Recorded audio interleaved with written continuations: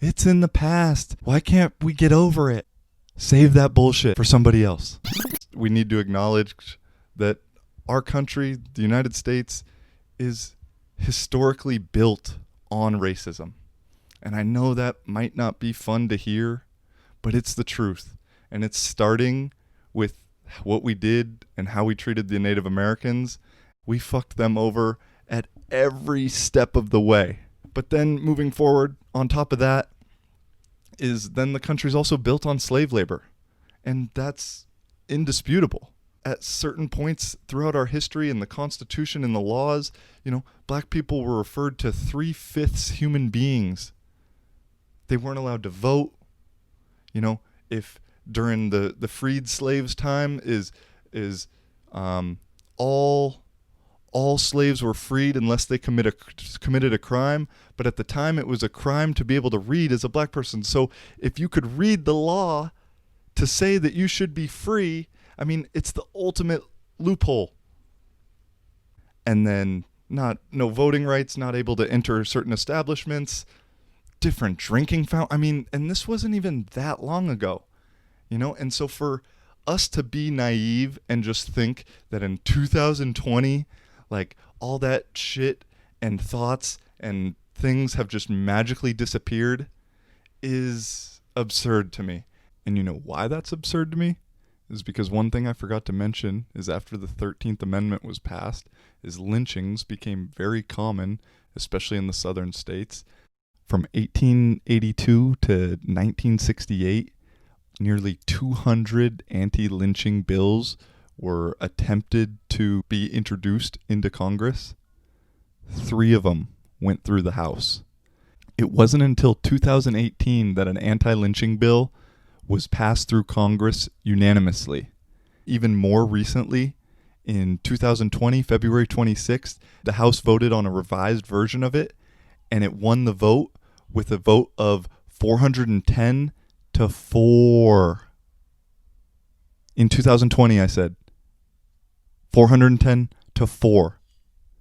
You understand that 4 means that 4 people were against the revision of this anti-lynching bill in 2020. So for everybody that loves to do it's in the past, why can't we get over it? Save that bullshit for somebody else.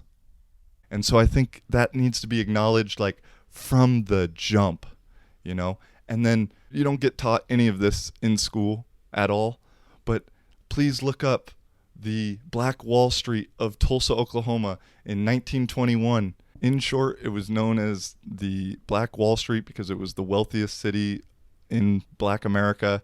And I'm going to let you Google it, but basically the city was burned down, went into martial law.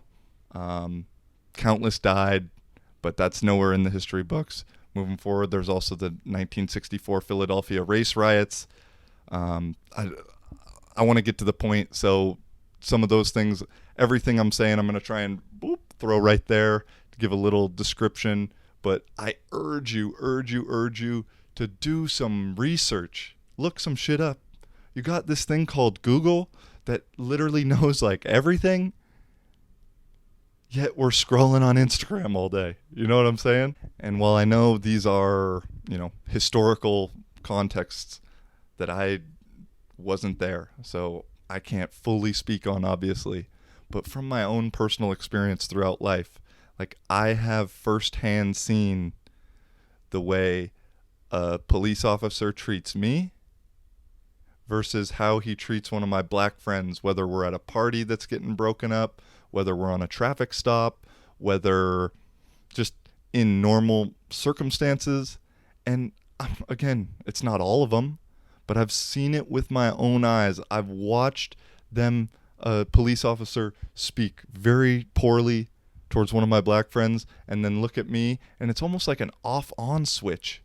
And, oh, hey, sir, call me. And it's and I look like a hippie. You know what I'm saying? That's why this whole police brutality and inequality really messes with me.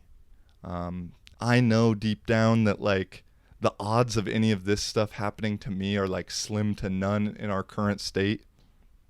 But I also know now with like the COVID situation and like martial law police state being more normalized that eventually it could just turn into police versus us. And I'm getting a little alternative right there, I know, but that's not out of the question. You guys realize that the Second Amendment was put in the Constitution for a specific reason. I'll let you read it.